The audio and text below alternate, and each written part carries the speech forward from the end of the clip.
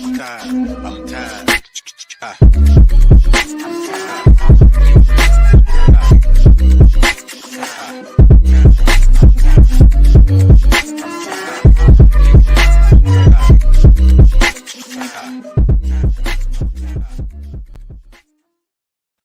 Hello, everyone. You are listening to the late morning program with Namras podcast, the number one Hare Krishna podcast in the world. I'm here with Govinda Janmastami Das. Govinda, thank you for joining me. Hare Krishna, bro. Yes, How are you? I'm fine. So Govinda and I have been talking about getting Govinda here on the podcast for a few years now, and Finally, after this finally, pandemic. finally it happens. So today's episode is going to be about Govinda's journey, being in a dangerous gang, coming out of it, and also just understanding his thoughts and everything he's been through. And I really want to, we were talking earlier about that. Probably there's probably no one who's kind of gone into a dangerous gang and come out as a devotee and also grown up as a devotee and things like that. So this is a very unique story that we're really excited to hear, and I'm just at the edge of my seat already because I don't know what's gonna I want to hear the story. But let's start from the beginning, Govinda. Tell us about like where you were born and where you were raised. So I was born in Juhu, Mumbai, Hare Krishna Oh, land, okay. just so everybody knows.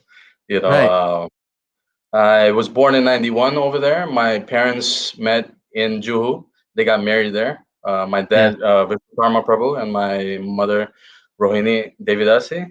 Yeah. And they had me in '91. So I was here, in Juhu. So I grew up there for 10 years. And 10 years, it was pretty good. I have all those good memories with all my friends there. Shout out to all the Bombay Wallas. Right. And yeah, I really, we moved when I was 10 years old. And it was kind of sad leaving, because it was, America's such a different place, Yeah. Coming from India, going to, America is such a big, huge step for me and my family, of course. Yeah. It did impact me a lot because I was not familiar with the language. I was not familiar with the lifestyle. I was just in a boarding school basically right before I went to America. Right. So, and I don't think like, in India, it's the same way as in America. There's two different systems, and everything was so new to me. Even the architects and everything. The first day I arrived, it was on my birthday, on July 29th. I remember in 2000. I arrived on a Sunday, and all I can see is like this futuristic place. Like where are we? It was so amazing. It was such a culture shock. For us. Yeah. But yeah, and then I started to go to public school, in Chicago. Um, Private schools were like not an option yet because my father, he was serving Shishi Kishore Kishore in Chicago Temple, Right. and we're just new. We're just a new family that came to America. The temple president at that time, he brought my parents and us. Um, it was amazing, growing up in Chicago. But I kind of felt, the full force of Maya when I started to go to school. When you start to Yeah. associate with, people from outside, you Yeah. know, it was such a pressure to me because all I knew was Krishna consciousness. I didn't know about what America is. I didn't know what hip hop and rock and all the American culture. Like Right. I didn't know about this.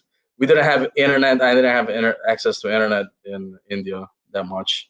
Right. Um, so definitely coming to America was a big change, a very big change in my life. Um, and then as I was I was starting school. Um, what happened is like in Chicago, if people don't know what Chicago is, or what it's like, it's a pretty heavy city. It's amazing. It's an amazing, beautiful city, but it's pretty heavy also. And you don't see much of that dark side. You know, Yeah. but definitely I felt it in public school. We had like these recruiters, that would go around and they would target kids, target kids, the ethnic kids, who were bullied and stuff. Um, I was one of those, and they kept an eye Recruiter on me. recruiters for gangs? Yeah, for gangs. So Oh, at a wow. very young age, even in elementary school, they'll be right outside, just waiting, and they'll be like, "Oh yeah, we just want to be friends," and they'll say the most sweetest things, and you feel protected because you feel like you have somebody to protect you when you experience bullying. I went through racism. I went through bullying and all of that throughout high school, throughout elementary. You know, Yeah. it was just it was just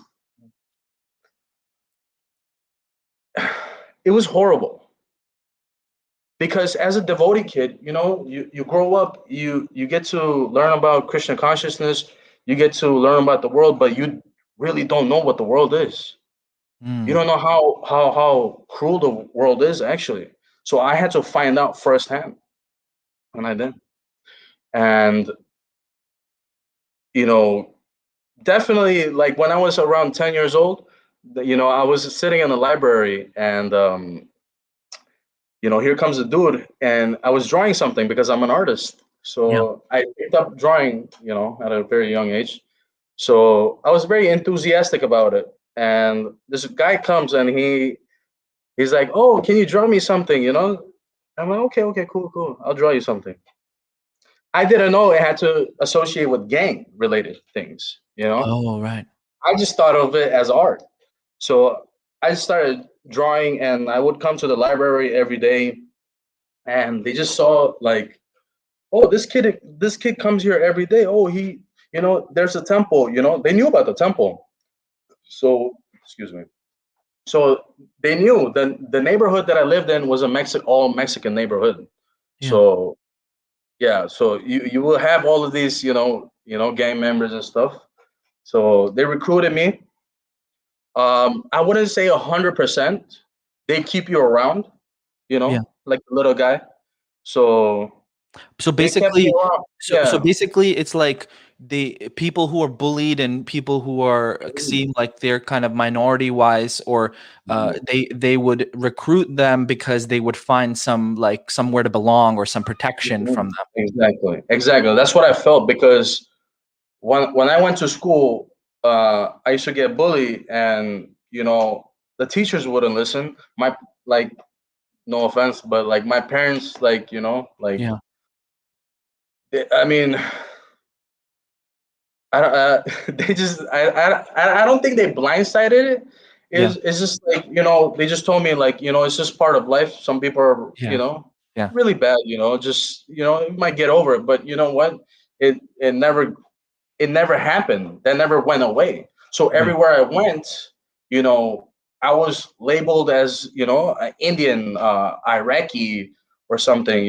Like I was Yeah. very I was degraded, in school, just like that, every single day. So it just came up to a point where people were making fun of my religion because I used to go wear tilak to school. I had a Oh, shika, so I wow. stopped wearing tilak. I told my dad, I don't want a shika anymore. People are bullying me in school. They used to pull my shika, Yeah. so like it really hurt me because I thought coming to this new place with new people, I would find, finally, I would find, some type of peace. But no, same story in America. Like I got Yeah. bullied again. And it was just a whole repeat of what I went through in India.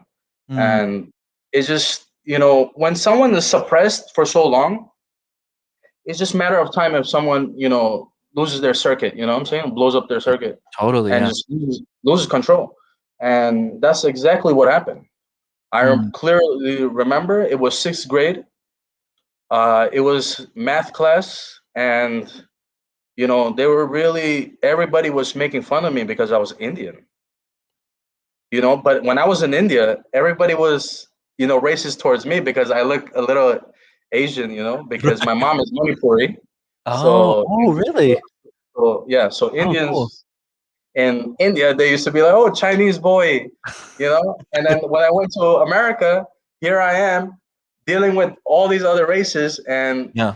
they're just attacking me because I'm different, and I'm protecting India. And Yes. that's something. It made me realize,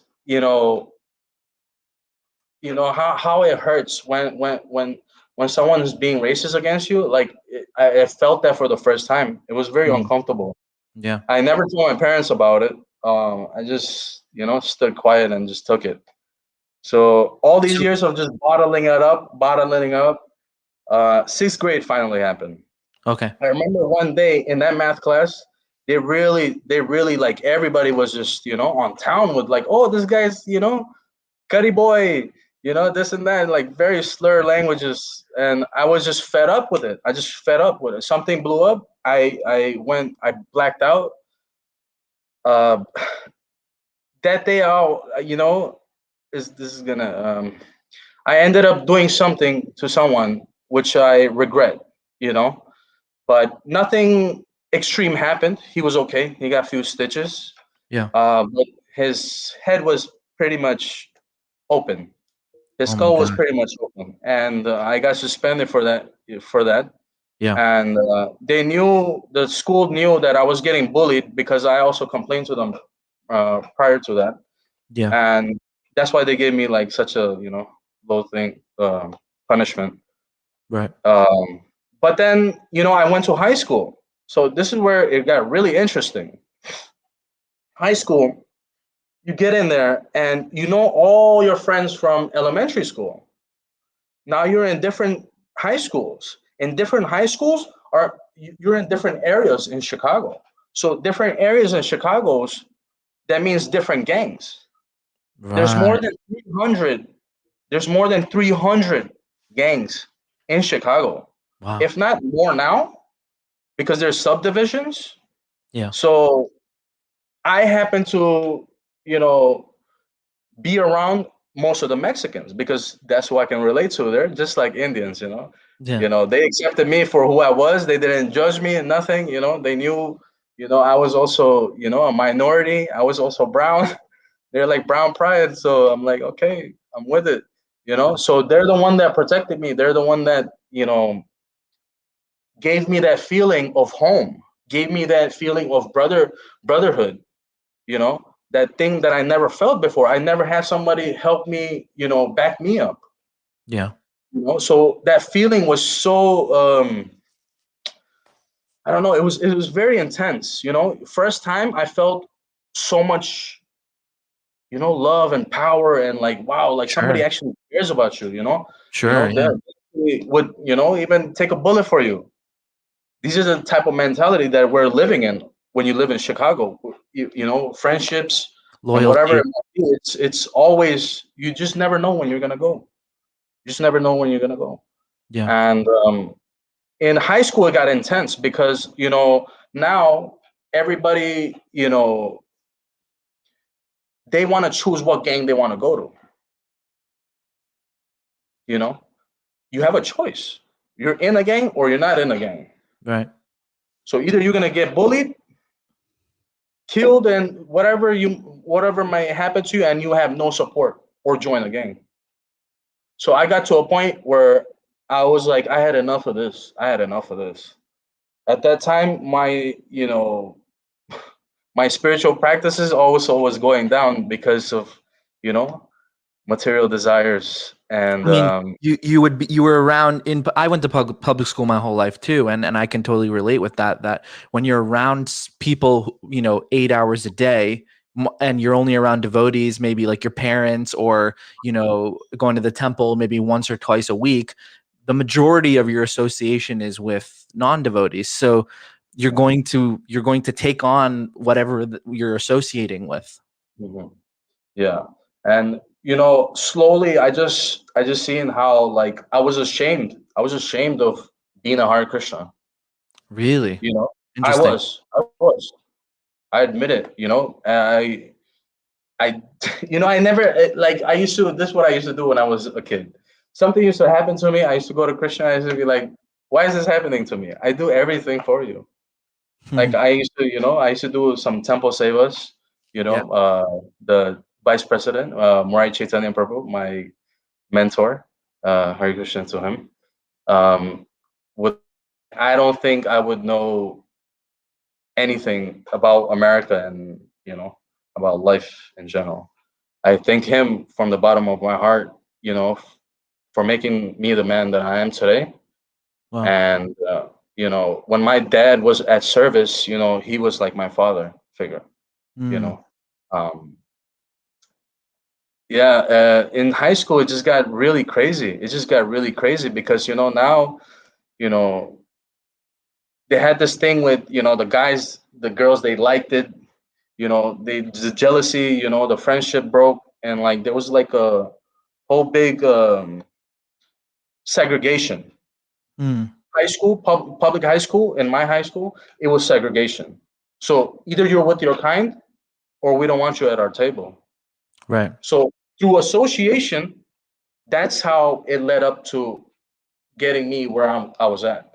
Um, other my other friends that I was friends with in elementary school, they were in a different gang now, and Mm. I was in a different gang. I was associating actually. I was associating with the oppositions, and At this point, was it like you were kind of partially in, or what, or you were like fully in? it was not. I think not partially even in. It's just like they want to see they want to test your loyalty. Oh, I see. They want to test your loyalty, and it could go on for years. So they just had me running around with a carrot, you Right. know, and I was just running in circles. But yeah, high school was like really bad because my friends that were, uh, in another gang, I had to, go against them. I had to fight against them. Like that hurted me because, here's my kid. Here's my brother who I've been going to grade school with, and now we have to fight because we're in different gangs because we're repping different type of colors. It's Right. all color gangs. Wow. That's how Chicago runs. And and if you know about Chicago during from 2005 till 2009, that was called the Chirac War, where Chirac. Oh, wow. Chirac War. Wow. So at the same time, the military was abroad. We Yeah. had more casualties in Chicago than in Iraq combined. Wow. So that's like almost like three people a day just going one after the other, one after the other. It was that intense, and I did get away from it a little bit, but then through my association with my friends that know friends, I Mm. finally, met which I call him my big brother. Um, we'll call him GI Joe. That's his Okay. nickname. Sure. So he took me in, and he Was, showed me was about the gang. was he like one of the higher ups in the gang? He wasn't up the higher yet. It was he kind of had his own little situation going on, so he segregated from them for a little bit, but still Yeah. repping the same gang. So he opened up his own set. So I met him through his cousin, and because I do tattoos, I've been tattooing for 12 years. Wow.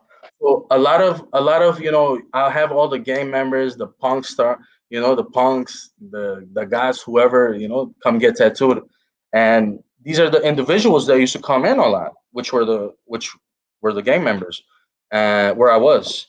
So they used to always offer me, hey, they used to call me Vinny, my little cousin Vinny, and Mm, like, hey right. Vinny, come join, come home. They used to tell me come home. Right. Where back to Godhead? No. They used to always tell me come home, and I'm like, and I was always thinking like home. What's home? What's home? They wanted me to join. Yeah. Wanted me to join. So having that influence all the time, seeing them all the time, and see how they had the I'm sorry, they had the drugs, they had the money, they had the women, everything, Yeah. Yeah. and when you're growing up in America, those are the things that are valued most. When you Yes. live in a street area, that's you're gonna look at the guy who's hustling dope, the guy who's a pimp. You're gonna see, oh, that's the guy who makes a lot of money. That's who I want to be when I want to grow up. You don't have that outlet. Oh, you want to be someone like Martin Luther King Jr. or Gandhi or you know all these other good people, like no positivity. You already see these people because there's so much poverty and all this racial conflict that's going on. It's Mm. just you're not worried about those good things. Mm. You're thinking about how to get a quick buck. Right. How can I get a quick buck? So what did kids in Chicago do? They used to rob cars. They used to do stick ups to people. This is something in my gang. It was not allowed. So Really? people think that in my gang, just because you're a gangster or gang member, you're gonna hurt women, you're gonna hurt children, you're gonna hurt old people, Yeah. you're gonna rob, steal, and do all this crazy things. Yeah. I'll tell you this: that's 100%. I would like 50% lie. Nobody has. I don't think that has opened up like this to tell you like what really goes on. All of my brothers, they had families, they Yeah. had kids, they had their own wives. So Like you're they saying had their it's like responsibilities. it's like a misconception that like gang Uh-huh. members are, out robbing old people or hurting Yeah, children or things like yeah. that. So, It's not. my follow-up question for that is like I wanted to know what like I know there's like a brotherhood and you guys are all together and stuff, but what's like the activities that the like I've only seen what's in the movies, and that's what you Yeah, just exactly. mentioned. Like, okay, you're Mhm, gonna go rob people and mhm. stuff like that. But what actually are the activities that a gang performs? And then I have another question after that. Okay. Yeah, like we had these strict rules. You couldn't hurt no women, no children, no old people, and you cannot hurt any Latino people. Oh wow. Yes. So and any normal people, just in general, no normal people can get hurt. And if we do that, we get punishment, Mm, and that would be like a 2-minute beating from head to toe. wow. Yeah, for breaking these laws. And I feel like these laws, when it's really synchronized in your brain, you have respect for people. Mm, It taught me respect, because there's so many reckless people that just hurt women, children, and old people. Even right now with the whole Asian, you know, thing going right. on in California and everywhere Right. else. Yeah. Um, you know, Now, now, um, what was your relationship with your parents and with like Krishna consciousness at hmm, this time? Because you living with your parents yeah, I or was I was living with my parents.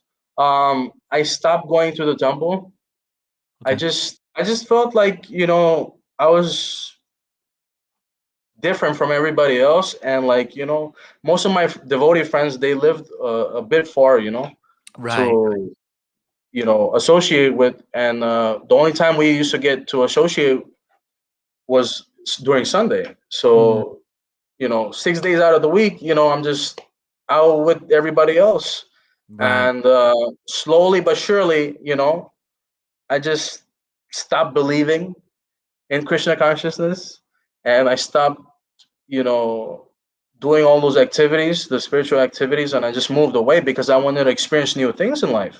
I Yeah. was so kept in, like I felt like I was in a jail. So I told Krishna, free me from your bondage, you know, free me Right. from your bondage because I know you're the controller.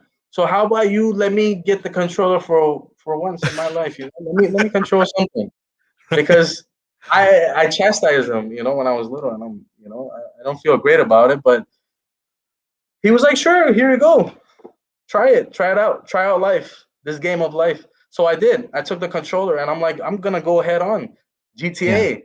You know, let's Yeah. go. And I'll tell you, there has been experiences that people only see in movies. Godfather, Scarface, um, which other one? American Gangster. Yeah.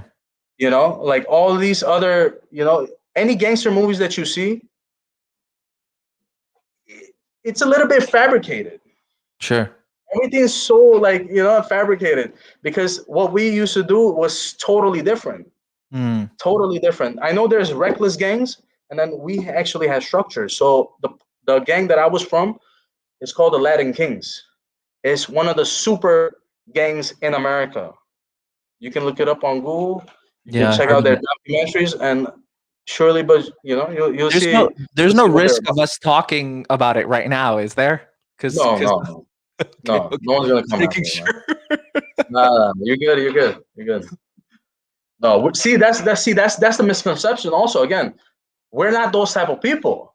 Right. We have a code of conduct that we have to follow. If not, we have to go to court. We have our own court system. Wow. You know. So if we make any of those mistakes, even if my brothers make any of those mistakes, I can bring it against them in court, in our court. Wow. Interesting. So how long did this go, like, so you were in high school and you joined them, and then how long did that go on for? Um, from high school, I've been associating with them. So what happened was there was a group of other friends, that I knew.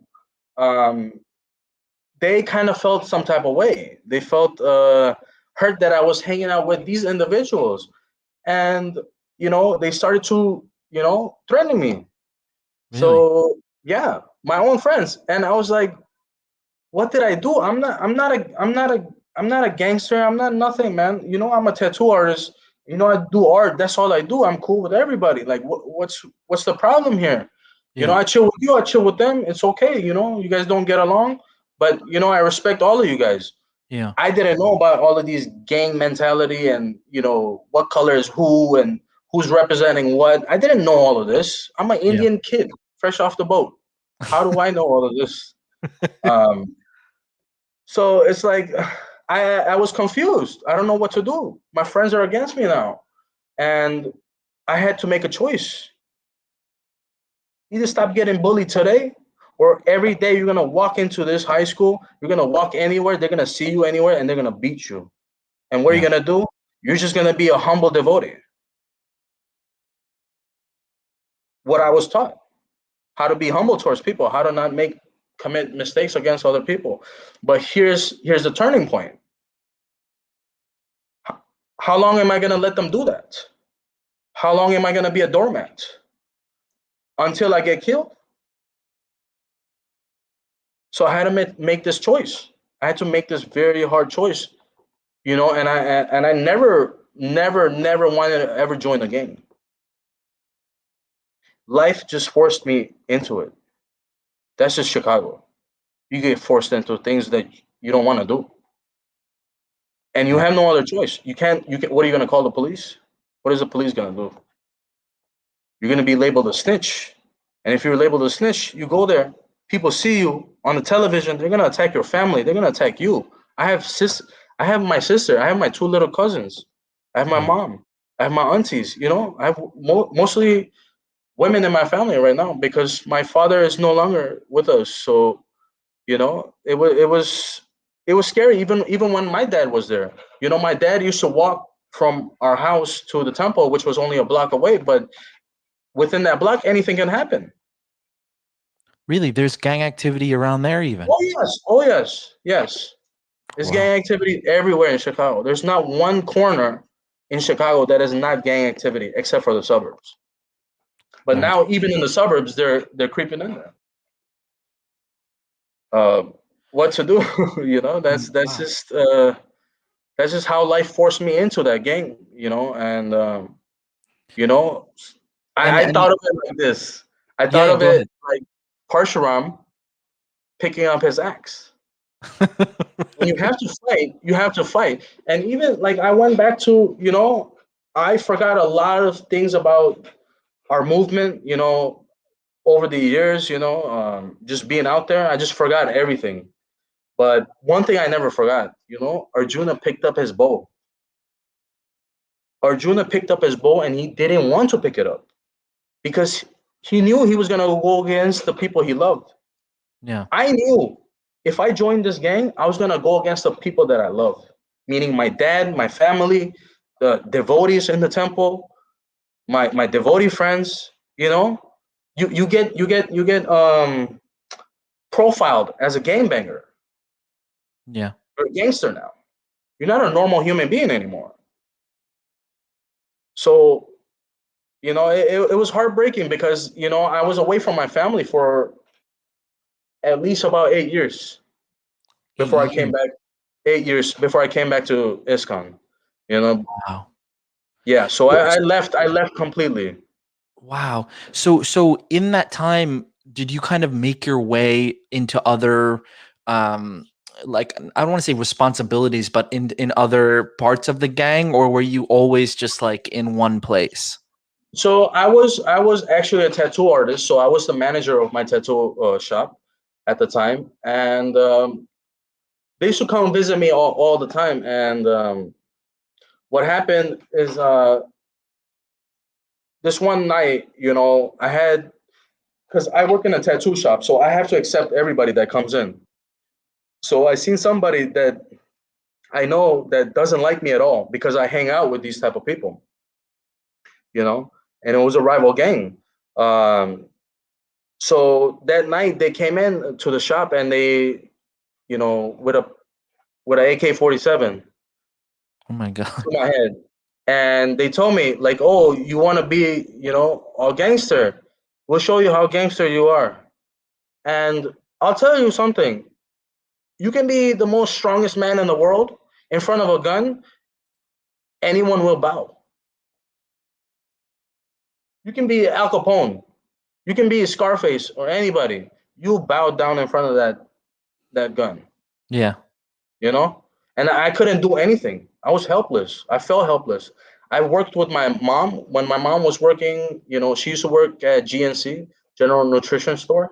Yeah. Um, I've seen people put a pistol to her head multiple times. So something triggered in my brain, like it's a dog eat dog world here. None of this Krishna conscious thing matters. It's not real. I just started to feel, the energy of Maya coming so strong. I was like, you're not real. There's no way you're real. If you're making me go through this, you're not real. You were saying that to God, to Krishna. Yeah, I told Krishna that. I used to speak to him, and so I used to go to the temple. When I looked at the deity, I'm like, what are you doing with me? What's the purpose of my life?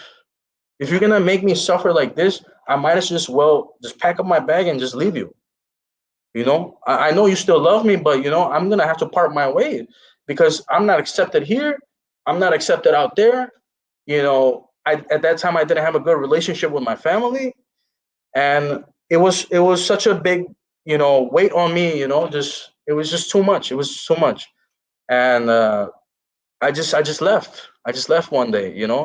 I remember that Sunday. I was playing. I used to play Merdanga, and you know, some devotee. I don't know. I don't even remember. He stopped me, and like that was my. I was playing speculation, so um, yeah. So I was not that great. So um, they told me not to play because I messed up somewhere. Missed a towel or two. And they're like, Yeah. no. They give you that look like, okay, I gotta go, bro. So they actually told me to stop, and I actually felt really hurt because at that time Merdanga was new to me, but it was the only thing that was keeping me in Yeah. Krishna consciousness because I just love the beat, I just love the rhythm, and just that one situation, I was just like so hurt. I left. I kept the Merdanga. I did my Dandavats, and I did not see Shushu Kishori for 8 years. You just walked out of there and you're like, Yeah, I just up that's and it. walked. That's it. I'm not gonna do Wow. anything with anybody. I'm not gonna keep in. I never even kept in contact with my parents. Really? Oh my God, And that's my, heavy. my parents used to call me. They used to try to check up on me. Where are you? One time, I was out in the streets, with my friends, and my mom was driving, and she saw me and she honked, and all I can do was run. All I can do was run, and I can see from far away like she was crying, and I know how much that broke her heart, but I didn't want any of my doings to come back home. So whatever I was doing in the streets, I didn't want it to come back home. Yeah. That was my scare. That was my scare. What if they found out where I lived? What if they know how my mom's car looked? What if they know how my mom looks?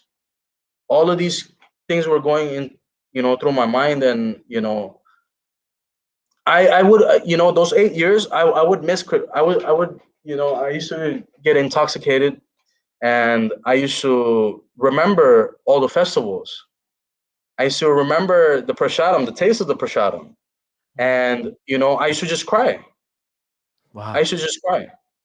I would be in a party, and here we are all intoxicated, and my friends are like, "Why are you crying? We're having such a great time. Why are you crying?" I never told them about Hare Krishna, the ISKCON. I never shared anything about Krishna to them. So inside, I used to cry inside, and I was so miserable at that time because I was like, "What have I done?" Like, man, I just left everything. Mm. I used to. I'm just like remembering, like reminiscing, like devotees might be, they must be having so much fun, just doing kirtan, just happy, all this positivity, and it just made me really sad. It really like affected my mood again. And once I got deeper into the gang, I did some things I'm not proud of, um, and those were pretty harsh things, pretty harsh things that you can do to another human being. Um, it just made me realize, the monster that I was turning into. Right. Because you just don't care about life. Like if you see all the Chicago news, kids shooting kids, there's no mercy. There's no mercy. The So, only mercy you're getting is from a bullet. right. So as far as like your membership in this gang, was there any scope for you to leave? Like in those 8 years, or was there like halfway through where you're like, okay, this is like kind of crazy. Maybe I should kind of like dip now, maybe I should leave Yeah, and see yeah. how to. I had thoughts about it. Yeah. It's not so easy. It's not so easy to Why leave. is It's that? not easy. Why is that? To leave, you're gonna have to get exit initiation, what we call it. Oh my God. Right. There's an Right. initiation that you get when you come in, and there's an exit initiation. It's worse than the one that you come in with. So, and a lot of people don't survive that. And being the most notorious gang in the United States, I love my brothers. I love my brothers because I was preaching to them. I was giving them prashadam, pizza and everything, whatever I could get my hands on. Yeah. And I really don't think the people from my hood, from my hood, they were bad people because they had family, they had Yeah. heart. I seen the kindness in them. When I didn't have anything and when I had nobody, they had me. But I kind of felt like that was Krishna's way of showing me protection. But I don't know, because if we see everybody, and we see that everybody has Paramatma in them, this person is in my life for a reason. So my older brother, G.I. Joe, he was in my life for a reason, to protect me from not getting killed in the streets. I have seen about 20 funerals, 20 funerals, and about, in the span of, I would say about like 6, 7 years. That's Even crazy. before I came to India, I went to two more funerals. One of my best friends from high school, he was in the same gang as me. Yeah, he passed away. You know, He was getting milk for his daughter, and someone happened to gun him down. And this is someone who, I really cared about. Yeah, I You saw know, that. I think I saw it on your Instagram story like a while yeah. ago, like some So, months ago or something. mhm. So Yeah. most of my best friends, they're gone. I'll never have them back.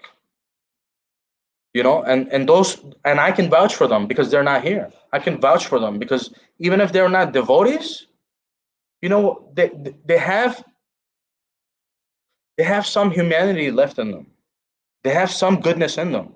That's why they understood me because they knew I was Indian. I'm the first Indian Latin king in the whole nation, and we're about 500,000 strong, Wow. Wow. That's taking the amazing. motherland, Chicago, and New York. New York. Those are the two big main cities where we rep our gangs, and just seeing my friends die one by one. I was second in charge. I finally got where I wanted to be.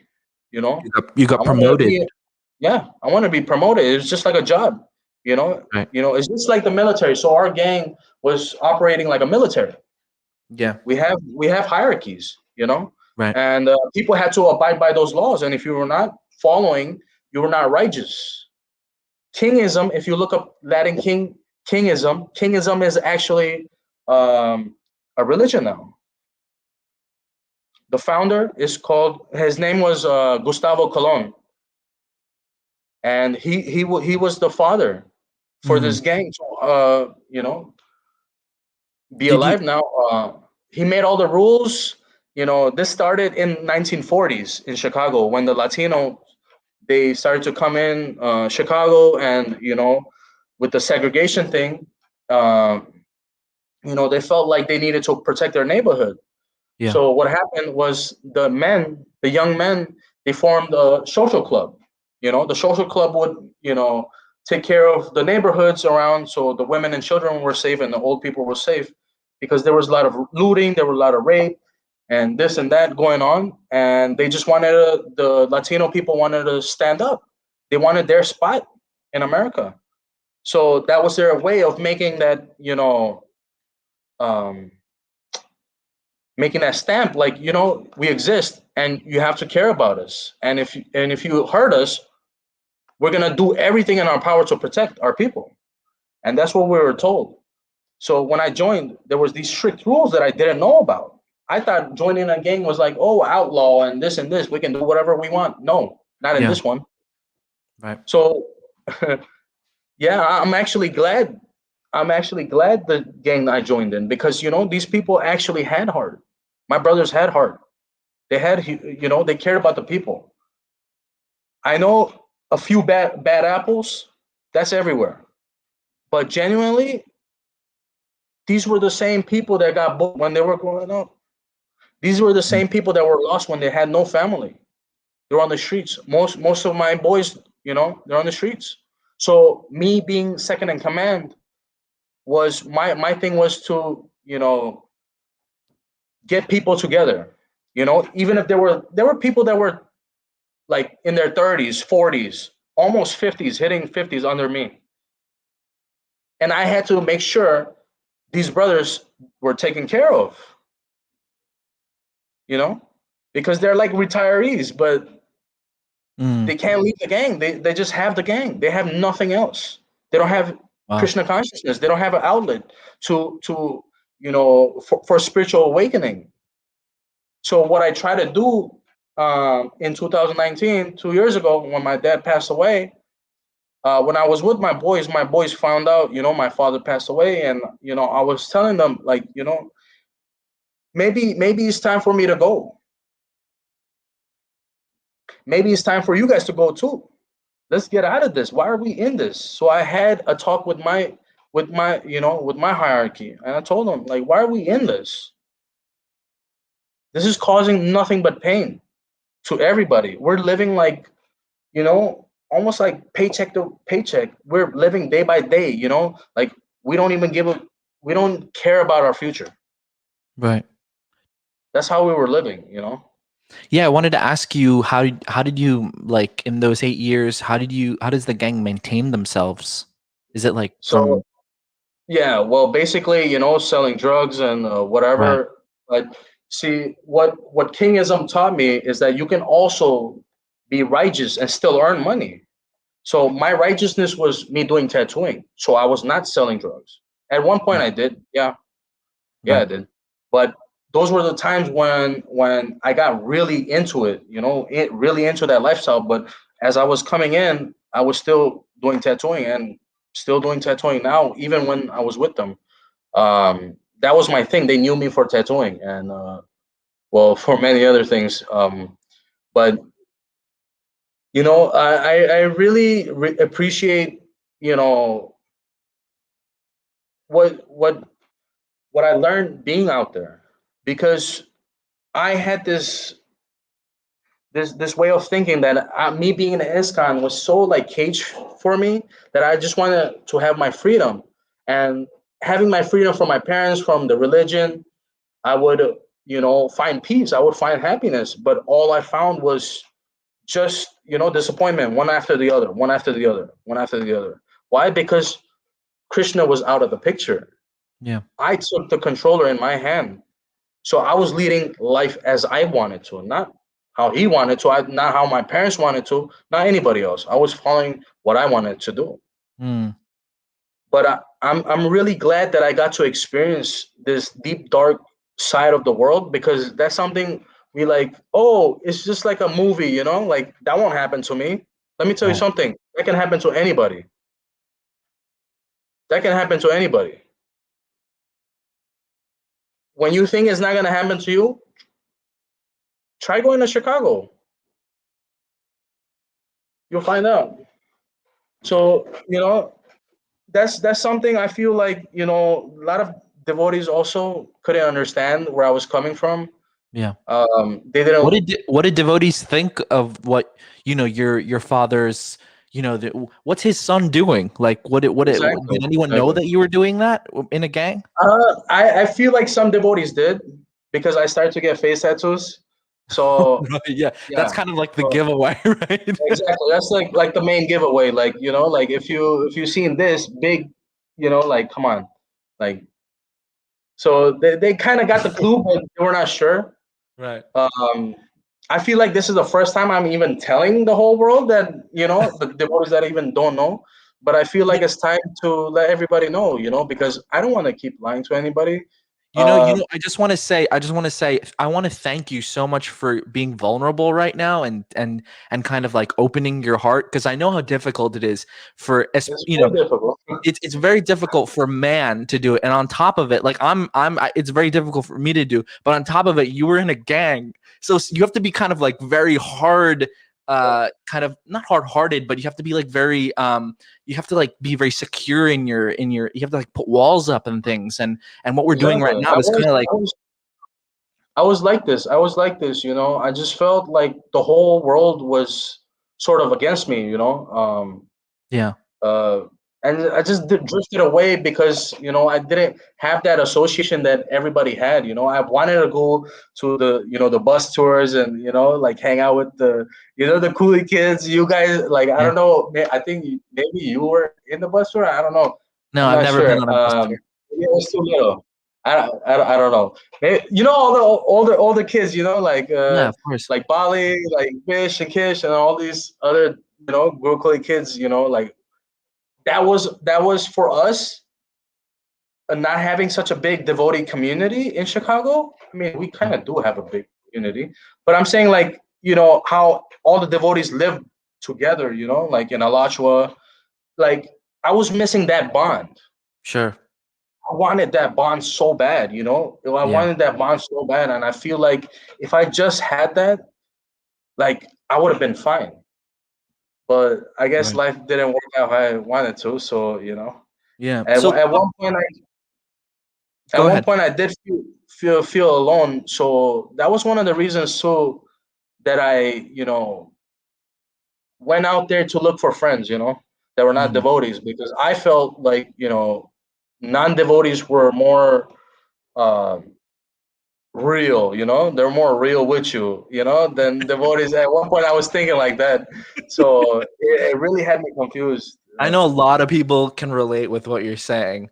And, it's not like something bad to say about devotees. It's just something that we experienced, and I, I've experienced it yeah, as well. yeah, I don't blame them. I guess, everybody has their own journey, and, Yeah. sometimes we slip. I also have made offenses towards devotees, and I do apologize if I, made any, remarks or any comments to anybody. So my apologies on here, to everybody. This pandemic has changed me. I feel like this pandemic is like really, I really needed that. Um, Before we talk about the pandemic, though, I want to hear a little bit about. So you said that you were there for 8 years, and then when your father passed, you spoke to your brothers and you said, "I need to get out of this." Is yeah. that how it happened? Well, not technically, not Okay, tell me technically. how it happened. Well, here it goes. Unfiltered, sort of. Yes, go for But it. yeah, yeah, I'll yeah. stop you They if they I. had- they made me do a couple of things where to test, how far my loyalty still is. Right. Like that's something I don't think they can ever forget me, and I can't ever forget them. Um, it's just I don't. Maybe I guess I'm at a in my life. I'm somewhere else, and they're somewhere else, and we're like 8,000 miles away. So I'm here in Mayapur, and they're in Chicago. So I just want to change my life, how I want to live it in the future, because I know what the future can bring if you're living that type of lifestyle. Mhm. I've seen many of my friends go like that, and I don't want to be like another one. Everybody has to mourn over, especially my mom, and I would be leaving back my mom, my sister, you Yeah. know, my friends, and everybody. And I don't think you know that sort of lifestyle. There's only two things you can get out of it: 6 feet under or in jail. Mm. Nothing good comes out of that. So Nothing you good came comes to out that of you it. came to that realization that I need Yeah, to kind exactly. of, you did Yeah, some things and because now it's like, okay, time to go. exactly, because a lot of people, a lot of my friends, they were dying, and like even from other, chapters, there were brothers dying from those chapters, and it was just very intense. It was just so much bullet fight. I always had to carry a gun on me, and we were in so many high speed chases with the police, Oh my and God. it was just a routine. It was just a routine. To me, it was okay. Like I'll share this one story. One time, um, how I saw the bullet leave the barrel, and I'm still living to tell the story, because people who see the bullet in the barrel, they don't live to tell the story. Mm. So I seen Yamaraj sitting inside that barrel on top of that bullet, just for a split second. It was coming right for my forehead. What Wow. happened was, behind my house there was this one dude. He, obviously from a different gang. So me and my brother, uh, chased him. We chased him, and we got to the street. It was broad daylight. Like 1 o'clock in the afternoon. Um, and we came out. We were yelling. A lot of gangsters and all of this stuff, shouting and stuff. So they pulled out a 44 Magnum, and I remember that guy, because the guy we were chasing, he was actually my friend. He was actually my friend at one point in high school, and I was chasing him. I felt bad. I really felt bad, and you can see the fear in his eyes. Like he was in disbelief that I was chasing him. Oh my God. So I can only imagine. So his friend, which happened to be his one of his big brothers, he pulled out a 44 Magnum and he shot. And when he shot, I seen that barrel, inside of that barrel, and I seen that bullet just lit up. I see Yamaraj for one split second, and I just knew it was for me.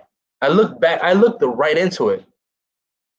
So the car frame, I was in a passenger seat, and I just looked back, and it hit the frame of the car on the driver's side in the Yeah. back, and Yeah. the bullet went up.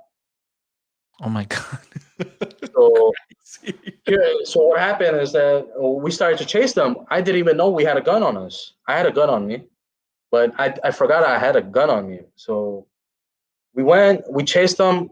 I maybe let out like 17 shots. Just it was an automatic, with a soft trigger, and I lit it out, and it was just spraying the whole block.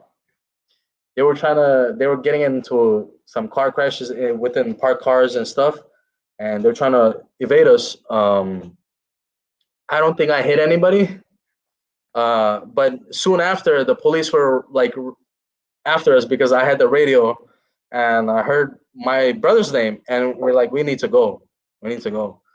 Uh, that day we split. We went out of state. We left out of state, and we were there for like about a month, and we're just seeing the situation. We're following up the police every day, like what's going on with this shooting in this certain area, and you know, experience so many experiences like these. Like even so many times, like drive-by shootings. I had to pull out a butcher knife on 3 kids that were in gangs, but they were in rival gangs, and these kids were ready to kill me, broad daylight.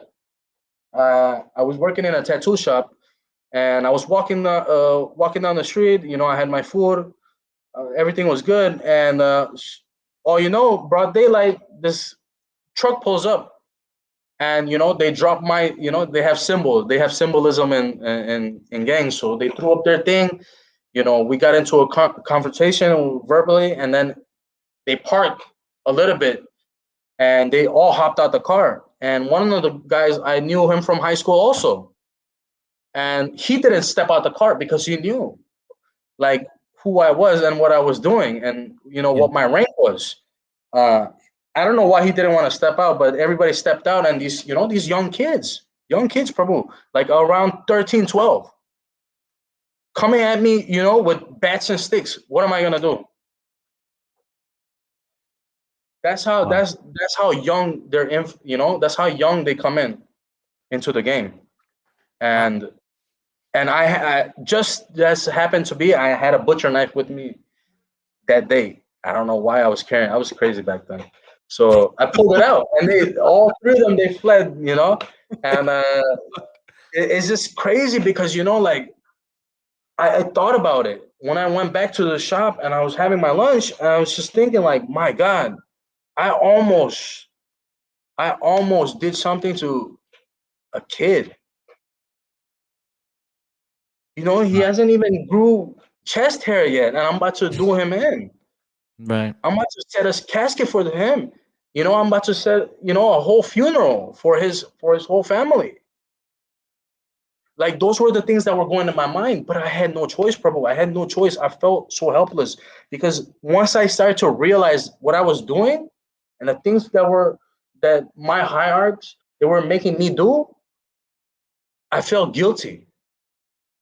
But you know what? I can't show that weakness in front of my brothers. If I showed that weakness, they would be like, he's not about it. He's just all talk. They used to call me King Tarzan. Why is that? I used to do things really Wow. quick, really fast. They knew me for my speed. They knew me for my aim. That's how they train you. They train you like military, like like the cartel members. Yeah. They're called sicarios. Sicarios are the hitmen. They train you like a hitman. So I was okay with seeing blood. I was okay with hurting somebody. I was okay with doing whatever it was for the game. Why? Just to prove, to my hierarchy, I'm worth it. Something I should be doing, like you do you do service for Krishna. to show them that, hey, I love you. I care for you. I respect you. Yeah. Uh, the same thing I was doing, but I was doing it for what? For somebody who was a mortal being. Right. Someone who was just like me. He was not Supreme Personality or Godhead. But I was doing that to fit in because I didn't fit in here. I thought I didn't fit in. Wow. So doing all of these, Prabhu, like, carrying two guns, coming home, you have devotee parents. If they found out, like, the things that were going through my head, like, what if the police showed up, and man, it was Chicago is very intense. It's a beautiful city, but it's very intense, bro. It was very intense for me. So tell I tell just us didn't live tell a us normal lifestyle. tell us the beginning, like the end of that whole. So you were talking about exit initiation and all that stuff. Did you have to go through that? N- Not necessarily, but I'll tell you this. I got this tattoo right here. You see this crown? Yeah. Okay, so I had to do a couple of things to prove that I'm loyal to them, Yeah. that I will never turn them into the police, Right. and this is a pact, and this shows rank also, because not a lot of people just throw and slap this tattoo right here. You just can't walk around with this tattoo and not know who you are. Right. I know who I am, and if anybody ever try to ask me in the future if I go to America, if I go to anywhere else, you know, I would let them know who I am. Because this is something that's universal in America. It's universal. They all automatically know what this is. Oh my gosh. Yeah. Wow. Wow. So especially in my city, they know what a Yeah. crown is. If they see someone with a crown tattooed on their forehead, it's either a higher ranking member and is willing to do whatever. That's what it means. And most of my other tattoos, you can see a sword right here, Hmm. a diamond, a paintbrush. But there was a funny thing when I was crazy back then. I used to be like, I'll do anything, I'll do anything for this tattoo. So all of these tattoos are like medals for me. Oh, I yeah. so what it means is I'll paint a picture with a sword. Do you get what that means? I'll Yeah. paint a picture with a sword. Yikes. Oh Yeah. man. So I I, was pretty I don't mean to intense. laugh. It's just No, no, it, no, it, it's it okay. It's okay. it's like a very it's a kind of unbelievable to me. Like It's I unbelievable know it. because yeah, it's unbelievable because you wouldn't think a devotee has went through this, Yeah. Yeah.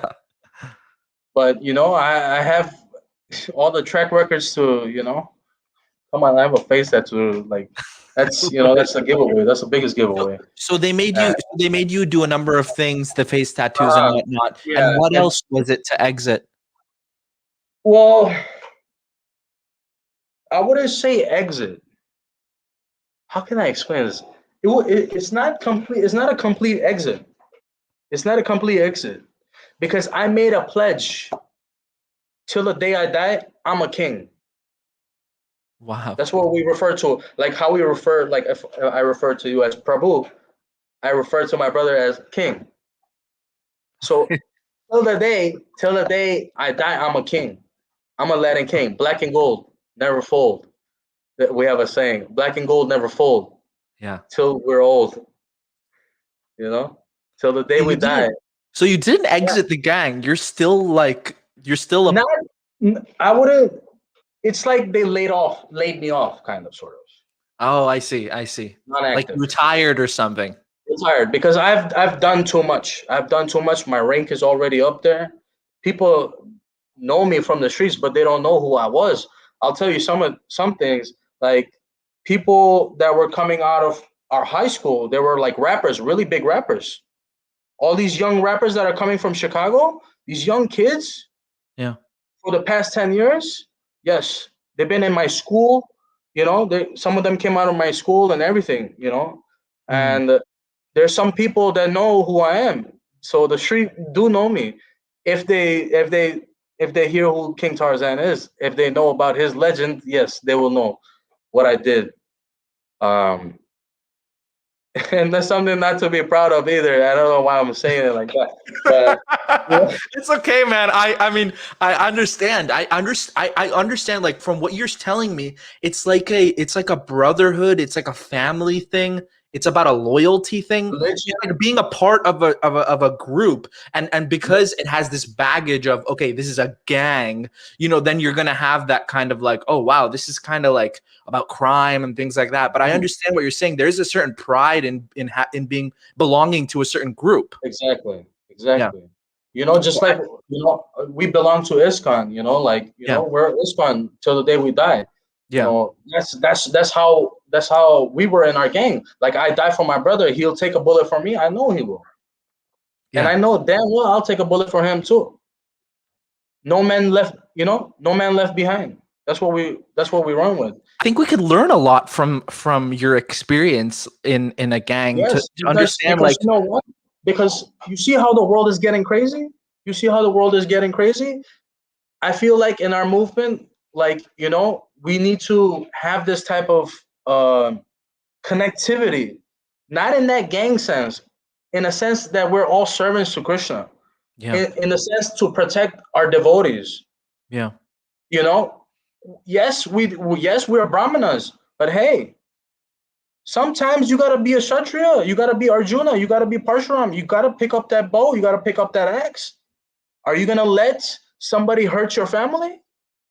If someone came into your house, someone did a home invasion, right? I'll tell you yeah, this: if someone came into your house forcefully with a gun, and you happen to have a weapon, and that person somehow aimed,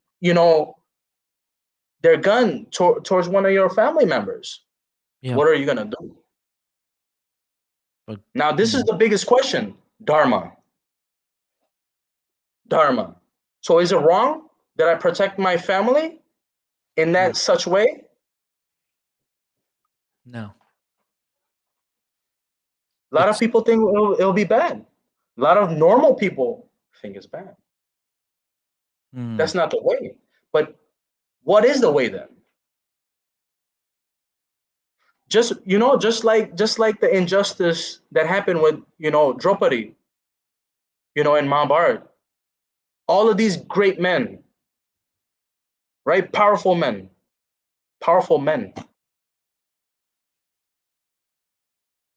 didn't stand up for what was right.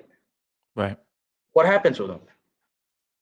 They met with a deadly, their deadly fates. They died horribly. Krishna counts everything. He counts everything. And I just feel like I want to be somewhat like them, to stand up, finally stand up. When Arjuna finally stood up, that's who I want to be.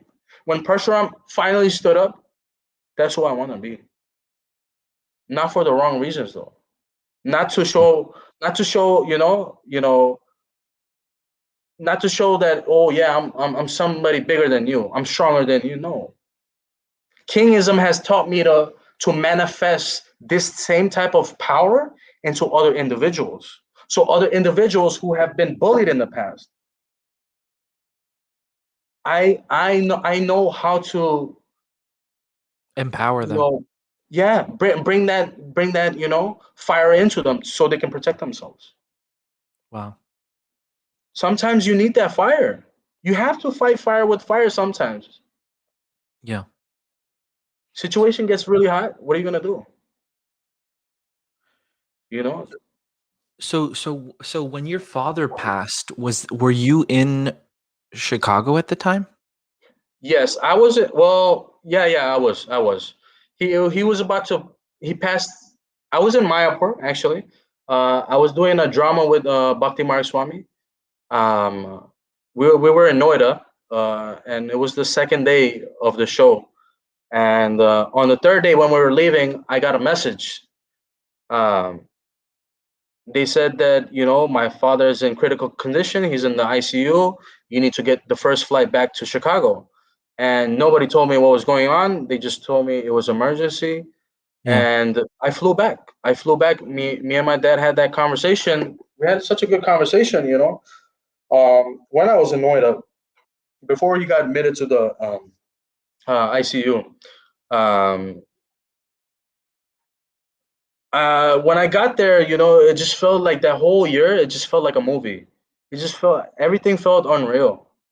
You Yeah. know, I think that is very that really hit me. You know, that really hit me because now I don't have a father figure. You know, you have your parents. You know, and when they're alive, you don't care. You don't care. My message to all the girl coded kids, you know, when your parents are here, value them, Yeah. value them, because when they're not here, let me tell you something. You're against the whole world. You're against the whole world. It's you and against the whole world. That's it. There's no one that's gonna help you. People that love you, yeah, yeah, they'll help you. People that you know that are close to your family, they'll help you. But you know, it's just you know you're alone. And that's how I feel. I feel like I'm alone. But you know, with the association of you know great devotees, I feel a little you know um, it's feeling that missing part. You know, that missing part. What I miss my dad. But you know, I have to understand. You know, he's with Krishna. Where's the most safest place? Yeah. I can't save him.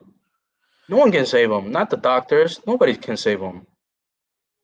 You know, he did his seva for so long. He was in Mayapur. This is where he started his, you know, bhakti journey, and he ended up in Juhu, and he was a cook there. Uh, and he was a cook here also, and he was working in the Goshala also here. He was under Jayapataka Maharaj uh, during you know the Muslim times, you know, back in the days, those days. Oh wow. Um, yeah, so he would tell me about the stories, you know, when the brahmacharis used to, you know, they used to revolt, they used to stand up and fight. Yeah. Why? Yeah. Because you're in a situation again. Life can go on. Life will throw difficult situations. What can you do? You're gonna have to fight it some way. Sometimes you have to be physical, not all the time. But I feel like my father had to also go through that during that time. It was scary because you know the devotees were targeted here. So devotees had to, you know, they had to gather up the courage and start to fight back. And if they didn't, there would be no ISKCON here today. Right. What was your relationship like with your father after you kind of reconnected with him after being with the in the gang? That's a very good question. That was. I felt, you know, I felt like my father felt so happy because I had a really bad accident. Actually, let me get to how it led up to that. Yeah. Uh, I had a really bad car accident, and I was in the hospital, and I was just begging. I was just begging Krishna. I remember that night I chanted one round. I chanted one round. Let me tell you the power of one round. That day, I was on my bicycle. I seen the deities; they were about to close. You know, I just chanted one round. My best friend, he was right there, and we just talked. We seen the deities. It was beautiful. You know, they were going to sleep. You know, wearing all white. Uh, so I just chanted. I don't know. I just chanted one round, and I head out. I headed out to wherever I was going, and as I was going, I was riding really fast on the bike, wherever I was getting to. And all of a sudden, I see my favorite car. You know, my dream car, a Nissan 350Z, come out doing like 80, uh, on a four way, and it was so it was again like a movie again. It right before the car hit me, like I just seen my whole life flash again. Like wow, here's it. Car Here we the go. car hit you? Yeah, the car hit me. The car hit me. I flipped in the air. I fell. I landed on my tailbone, and like I was on the floor. The guy comes out and he's like, "Oh, my car." Like he doesn't even care. I'm like half dead or not. Like you just almost committed a crime, you know? Like Oh my you're gosh. about to get charged with murder. Like he's Right. worried more about his car. What if I died? He didn't care. He was, that's how I see these some karmi people. They're so attached to their material things. Like no humanity, no humanity. And the gang, that's what it teaches me, humanity. So when I was in the hospital, Prabhu, I cried out loud, like I'm talking to you right now. I cried out loud to Krishna. I'm like, man, take me as close as possible as I can to you. Let me get as close as possible to your lotus feet because I don't want to live like this anymore. Wow. It's too much. It's stressful. Prabhu, carrying a gun without a license, without a void card. Come on. Stressful, to Yeah, say you the can get least. charged for it. If there's a bullet in the chamber, Yeah. it depends on how many bullets you have. They're gonna charge you for every single little bit. I was so tired of living that lifestyle. So I was just crying in the hospital. I was just talking like a crazy madman. The nurse walks in and tells the doctor, like, this guy is going crazy. He's talking to people, you know. Oh Like, my I God. think something happened to his head or something. He might have hit his head. No, I was talking to Krishna. I was pleading for help. I could not move from neck down. I couldn't move. So, um, and then, I told my father, like, I want to go to Mayapur. I want to go to India. I not actually even Mayapur. Sorry, I said India. I want to go to India. I want to get away from here. I'm Yeah. sick and tired of this. I just want to go to India. My dad was so happy. He booked the ticket in 2 days. Oh my gosh. He was so happy He he booked the ticket in 2 days. and you recovered from those injuries? I was still injured. I was still injured. I don't know. I should be paralyzed now. I should be paralyzed because the way I hit the floor, right? It was really horrible. It was really horrible. That should have destroyed my spine and everything. Like I don't know how I'm still alive, but that's the thing, like even though like I forgot about Krishna for so many years, he always remembered me. He always still loved me. He always You felt took like care of that. me. Yeah, because Prabhu, I was in so many drive-bys, so many close encounters where I should have been gone. Like people don't survive that. You can be in a car, you can't survive that. Wow. I don't know how I survived that, but I felt like this, not even 9 lives. Krishna gave me like a million lives. Every time I messed up, he still gave me another second chance. So many chances that I feel so guilty sometimes. Like, why are you giving me so many chances? Look at Mm, all, what am I doing for you so yeah. great that you have to give me these chances? He didn't have to do that. Prabhu, he did not have to do that. Hearing your story brings me a lot of hope because I think only a few people can hit such a rock bottom that you did. Like in this, not in the sense of like, oh, like it was like a very sorry state, but it was a very like you felt like you were pushed into back to Krishna. You were like, okay, I don't Mhm, want a part of this anymore. And this is what actually we're striving towards as devotees, is that we want to be exhausted mhm. materially. Exactly, We don't want exactly. to have, we want to be exhausted. We want to have that experience. And some people have to go through that experience, and some people can do it from hearings. There's that different ways of experiencing, from Mhm. hearing, from experiencing, from seeing.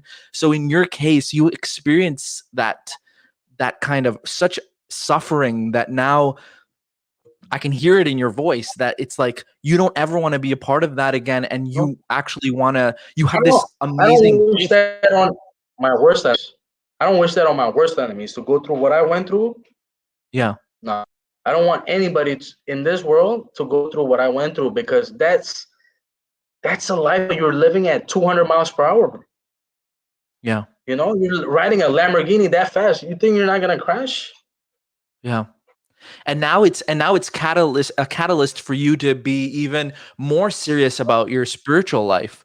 that you've seen what's back there, and you don't want anything to do with it, and you want to move forward towards Krishna. I remember you were saying earlier that bring me as close as you can to you, to your lotus feet, and that's I so would say inspiring. I'm still like a, I feel like I'm a new devotee.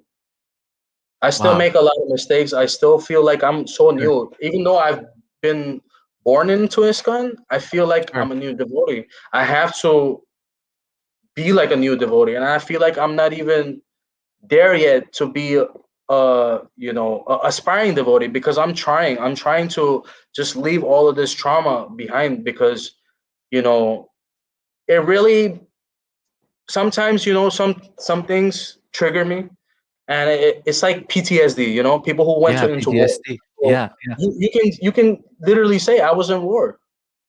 I was in war. yeah.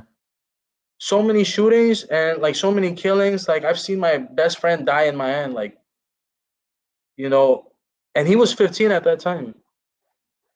My gosh. Wow.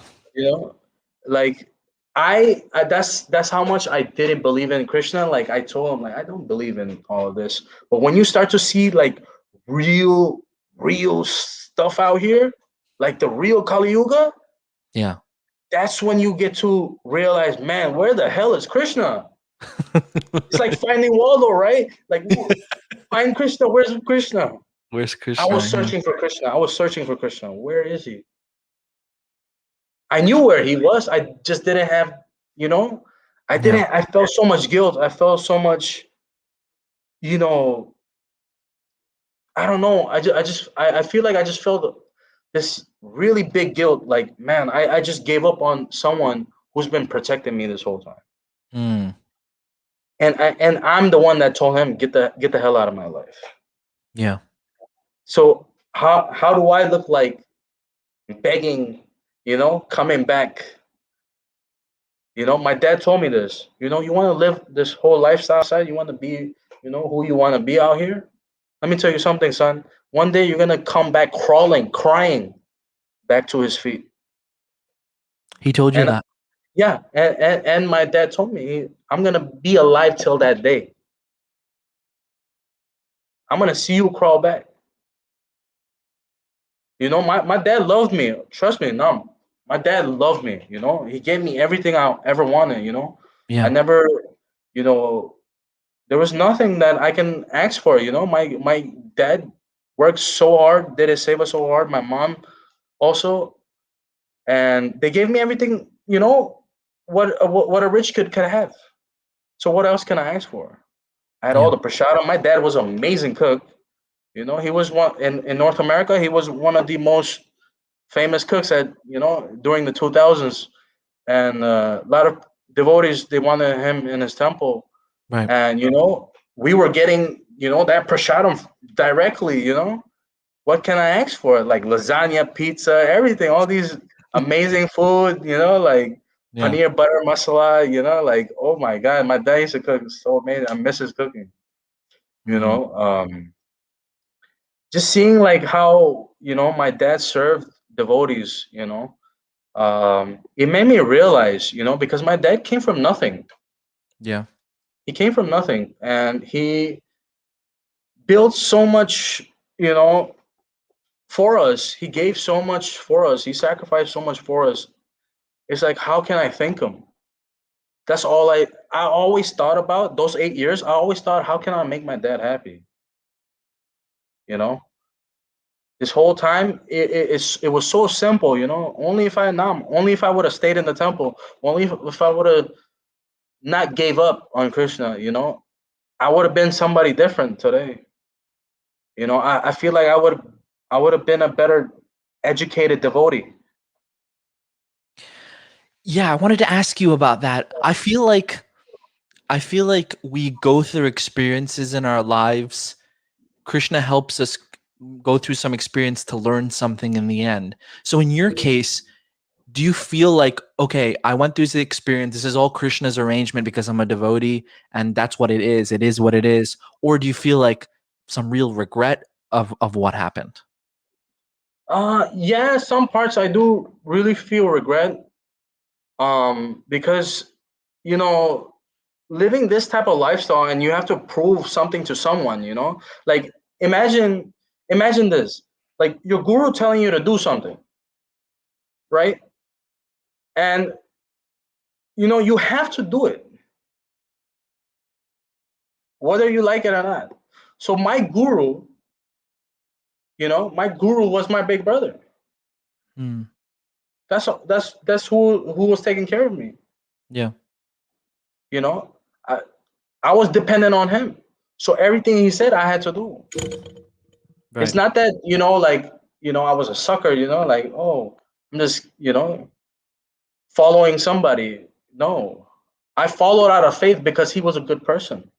He was a family man, and I feel like my big brother. Like, I even told him about Krishna. You know, I had this whole conversation with him. I was telling him about, you know, where I was at in Mayapur, and you know how they're building this really huge Hindu temple, and like I also introduced him, you know, like to you know, some little minuscule things. You know how Krishna looks like.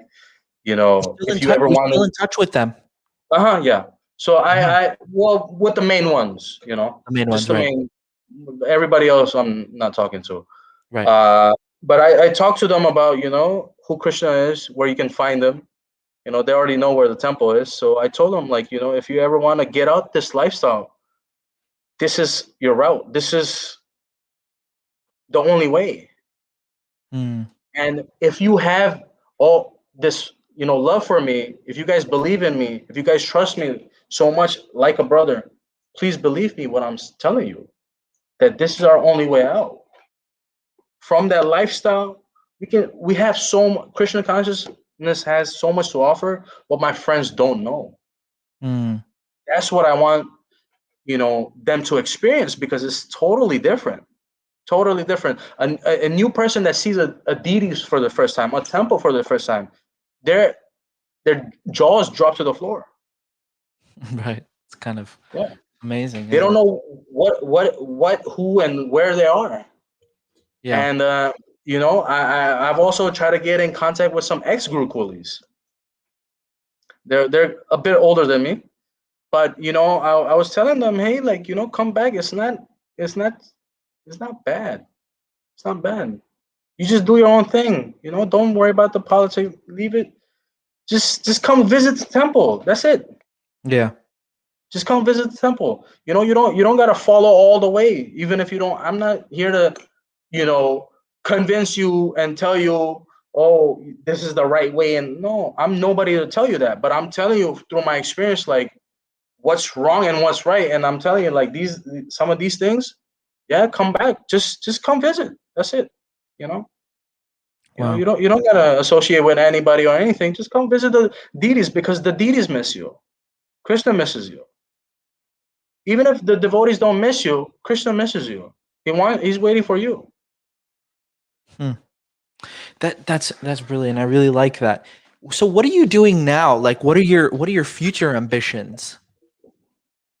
Right now, I am doing tattooing here in Mayapur. Oh, So I want to open up like a workshop studio, you know, just where artists can come, you know, together and have a workspace to work, you yeah. know, do have fun a little bit with art. You know, I was talking to some other tattoo artists like myself that are devotees, Yeah. and I feel like, you know, during festival time or something, you know, they can come together. We can have our, you know, own little, you know, little association with tattoo artists that are devotees.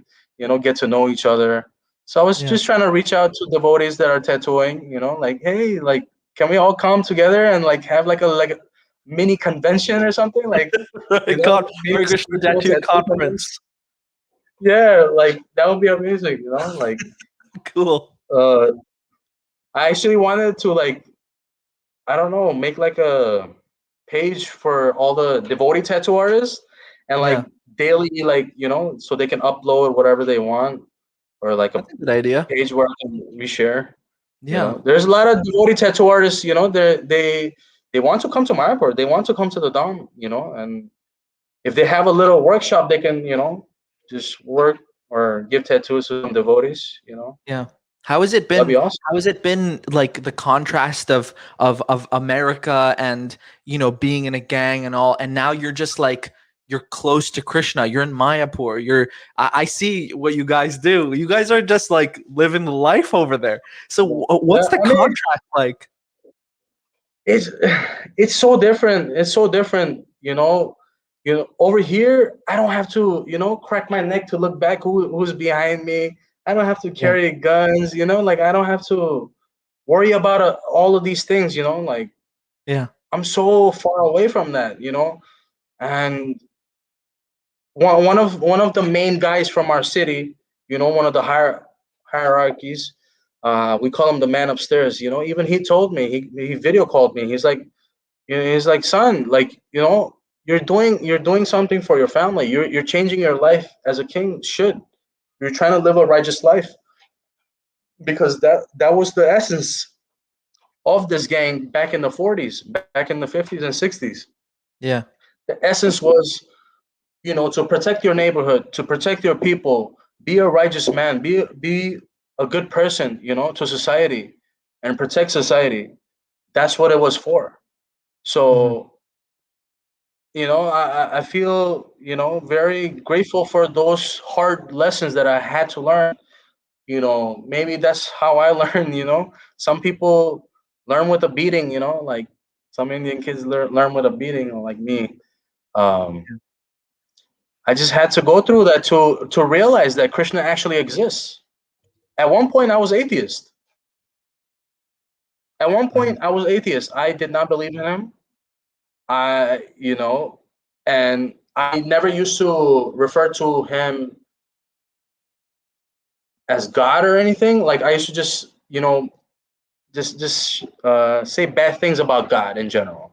Yeah. Because I was such an atheist. Like I was an anarchist, freaking person that was a very atheist and didn't like God. I got into heavy metal and stuff, and I was just like, I'm away from this. I don't want none of this spirituality. I didn't believe in anything because I felt like all the real situation, that's all there is.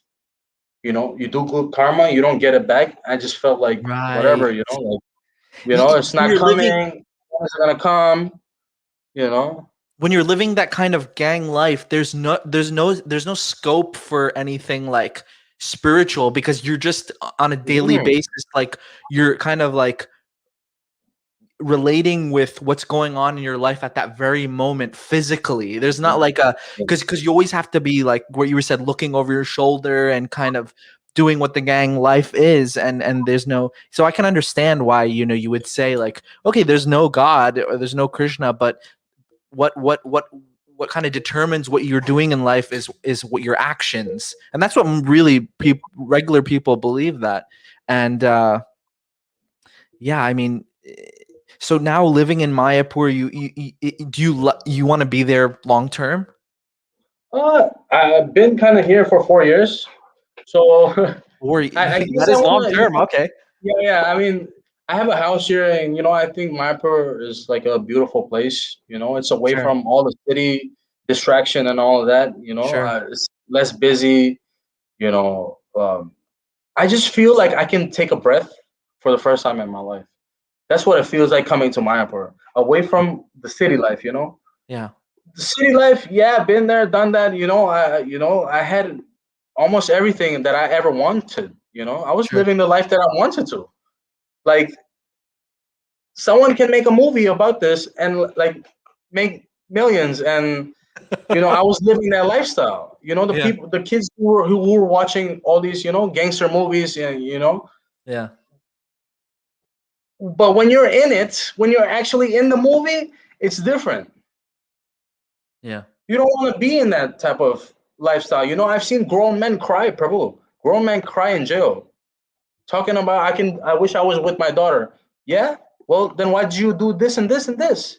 yeah, yeah, I used to tell like grown men, like, well, you're stupid. You're stupid. You know why you're stupid? Because you made this decision yourself. Just like why I am in jail right now, next to you, talking to you, is because I made a stupid choice. That's why me and you are in here. right. So Wow. how can you change your life? There's a saying: once you hit the pen, that's when you become a man. That's when you become a human. When you go to jail, that's when you become a correct person. Most people not. Most people come out more crazy. But the ones that are actually intelligent, Prabhu, they come out like lawyers, like Wow. and stuff. Architects, and they finish their college and high school and everything in jail. And I seen these grown men in there, wishing they were next to their wives, wishing they were next to their kids, wishing they were sitting next to their best friend. Just Yeah. just hanging out. They're good people in there, but you know what? You made one mistake, and that has affected a big part of your life. It took Yeah. away your life, actually. So, being in there sometimes, I was in there a couple of times, and I've seen some crazy. Oh my God, Krishna! I've seen some crazy stuff in there. That you want to find Patalok, hit county, hit state penitentiary. You will see the Imagine. full what Kali Yuga is actually in there. Yeah. Hmm. You know, it Man. changes you. It can change you in a positive way, or you can come out even more demonic than before. That's Yeah. two things they can do, but that's your choice, though, and who you associate with. Who you associate with in jail is who you are. I'm really glad that we're having this conversation because I don't think anyone would have been able to hear your story. Like you're not going to go No, around the temples and kind of give lectures and like, here, this is what I went through. That's not where. yeah, But that's like this something. kind Yeah, of yeah, yeah. platform, Yeah. this kind of That's platform really helps. it. To get Really your does, bro. story out there.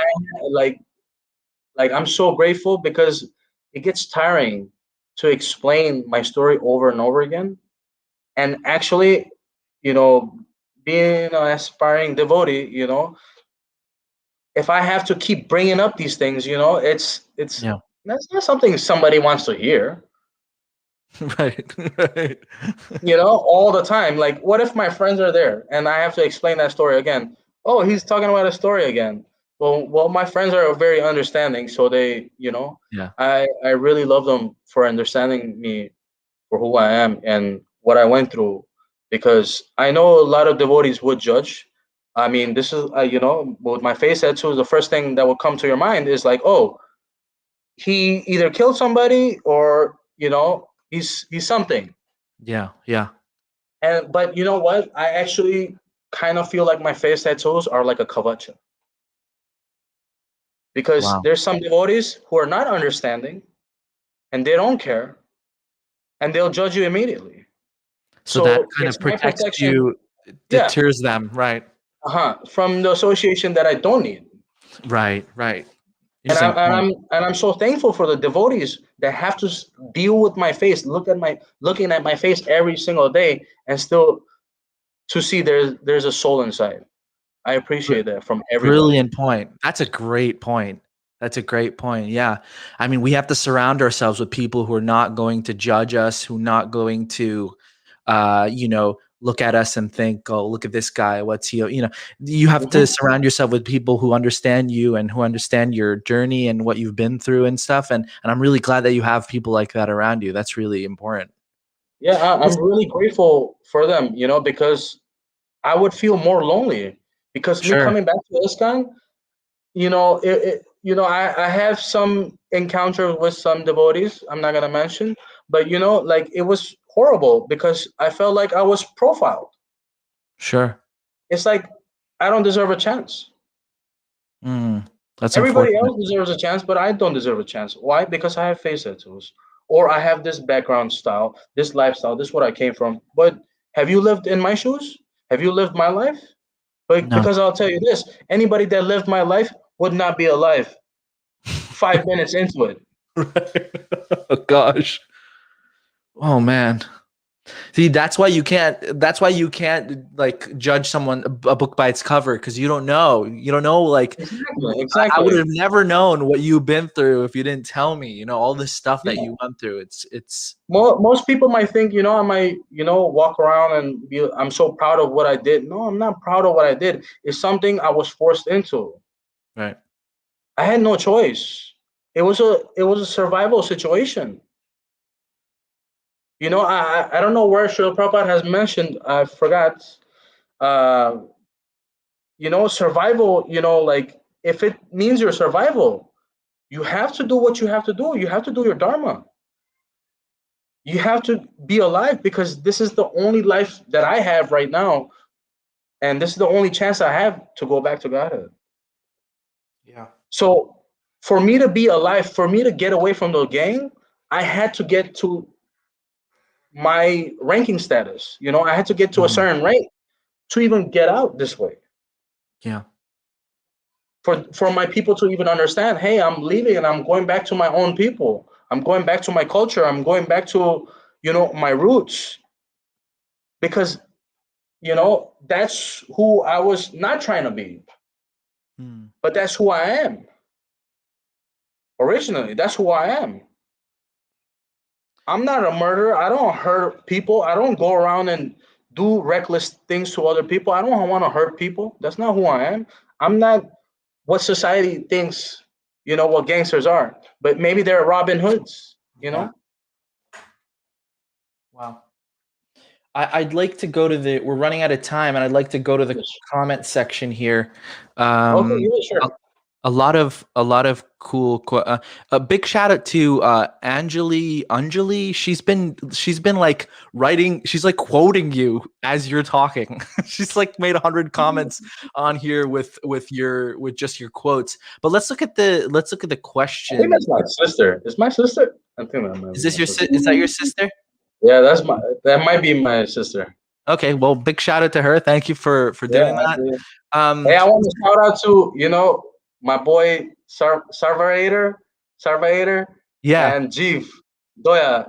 Those two.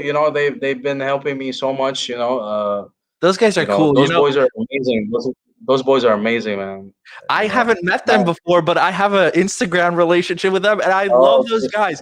I love everything they uh, post, some inspirational yeah, yeah, stuff, like yeah. kirtan and things like that. That's I feel like big they're shout out to helping them. me. Big shout out to them. They're, they're helping me grow. They're helping me change. You Wow, know, that's amazing. and and I'm also in a new relationship. Also, my partner, she's also helping me. Shout out Wonderful. to her, Great, great. also. I'm really And happy to hear that. it's just so many devotees. And when I'll tell you, when I came back to ISKCON, I met so many amazing devotees that I never thought I would meet, Really. like yourself. Yeah, I Prahlad, Sri Prahlad Prabhu. Like I always see them in Hare Krishna World. Have you ever seen Hare Krishna Oh World? my God, Hare The Krishna PH World's like my Discord. favorite video. Yeah, that's my favorite. That's my favorite. Like I used to see so many devotees in there. Like wow, like Yeah, I wish I can get to meet you.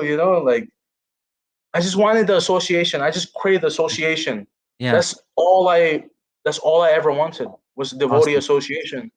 And just coming back, it was just so heartwarming. Because everybody was with open arms. Yeah, Everybody that's had really open nice. arms when I came back. And it just that's what made me change. And there's some devotees and some senior Prabhupada disciples that have tattooed that that give me these wisdom, and give me that faith to keep moving forward. Wow, And I really thank them. you know very cool. Thank you. Let's look, let's look at the questions here. Sounds like Yeah, an go ahead. incredible tough upbringing, bullied in, Gurukul culture shock, public school gang. As a public school teacher, I wonder if there was something teachers could have done for you that you think would have made a difference. No, I mean Oh they wow. could have, which was after school program, which I did went to because I used to be a lifeguard. uh, I picked up that. So I was doing some things extracurricular to also not associate with my gang so much when I Yeah. was in elementary school. and in high school. So I used to do extracurriculum stuff. So I was not around them so much, you know. Yeah. It's hard to get away. Teachers at that time were not paid enough. The CPS was on strike at that time. So the teachers really didn't care. They Mm, didn't care if you got bullied or anything. That's yeah. only if they saw it with their own two eyes. That's when it was actionable. But other than Yeah. that, they didn't do anything. Hmm. Here's a question from my friend Rajabhumi Das. Knowing what you know now after having these experiences, what advice would you give to parents or kids going through a similar situation of bullying and such? So many families still come from India and other places to America and move into not so nice neighborhoods in hopes for a better life.